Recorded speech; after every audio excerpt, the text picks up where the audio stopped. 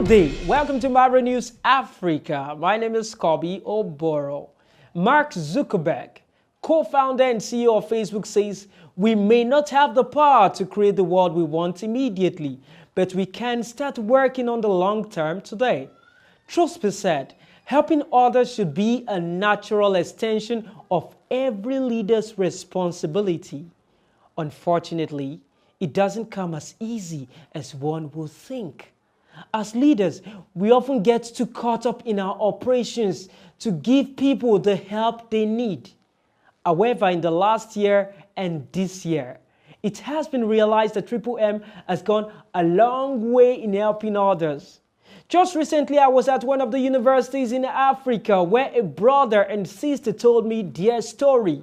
According to them, they wouldn't have had things as good as they did if it wasn't for M. Interesting. And there and then, I began to think, this would make a delightful story. Before I get carried away, let's move over to today's news details. Girls and women in resource-poor settings often lack access to sanitary pads, and the consequences they suffer as a result have only recently begun to receive serious attention. One is often asked, why sanitary pads? Is it really that significant a problem? The answer is yes. For countless girls and women, sanitary pads are an unaffordable luxury. Among the thousands of ladies, most explain that they were forced to resort to unsanitary and sometimes unsafe measures to meet their needs. However, the Klapai orphanage at Jos Plateau State doesn't need to bother about this, as M came to their rescue just recently. This initiative was done in conjunction with the Child Love and Protection Advocacy Initiative on the project tagged Pat a Girl for Free. The event was a quite joyous one, as the Klapai inhabitants recently said that they love this moment and they love the fact that they received the pads in a very joyous atmosphere. In a similar gesture, Shishiwa Women and Youth Foundation Jalingo Taraba State, in collaboration with Nigeria, donated school materials to orphans and vulnerable children in schools. The students got items such as books and bags, plus the school wasn't left out as they got school materials donated to them as well. Meanwhile, Elohim Development Foundation has gotten support from in the Flood Victim Support Project. This held at Kegere Community in Makurdi, Benue State, Nigeria.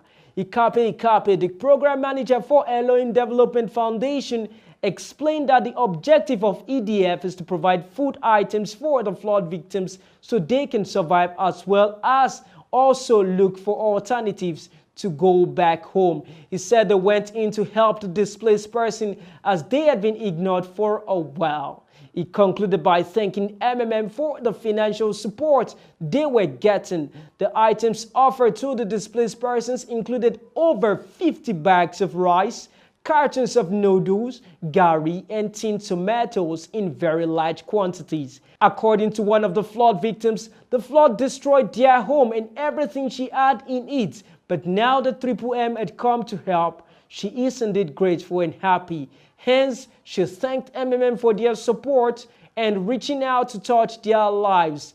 Other flood victims expressed their joy over this outcome and how happy they were at an organization which had come to their rescue when they had been ignored since their demise. The good news in offering a helping hand doesn't stop there, as MAVRO, the Mondial Movement, in conjunction with the Center for HIV/AIDS and STD Research, KISTRI, provided health services to internally displaced persons, IDPs, returnees in Gujuba local government area of Yobe State recently, when it visited the community with its medical team and provided free material screening and treated over 500 cases of malaria, plus vaccination of over 300 women and children against typhoid fever.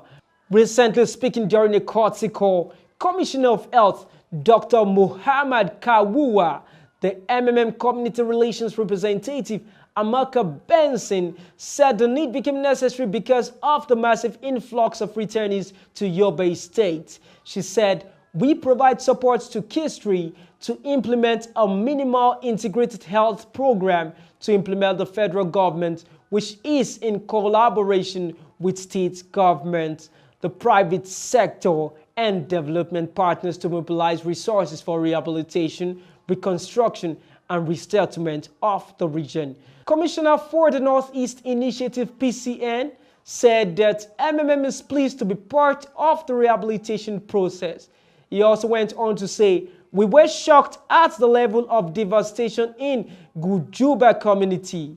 Speaking as well, Unduka also project director Kistri said the state and PCN are committed to rebuilding of the entire Northeast, adding that nothing is too small to offer to IDPs in the region, and thanked Triple M, the state government, and PCN for reaching out to the Gujuba community.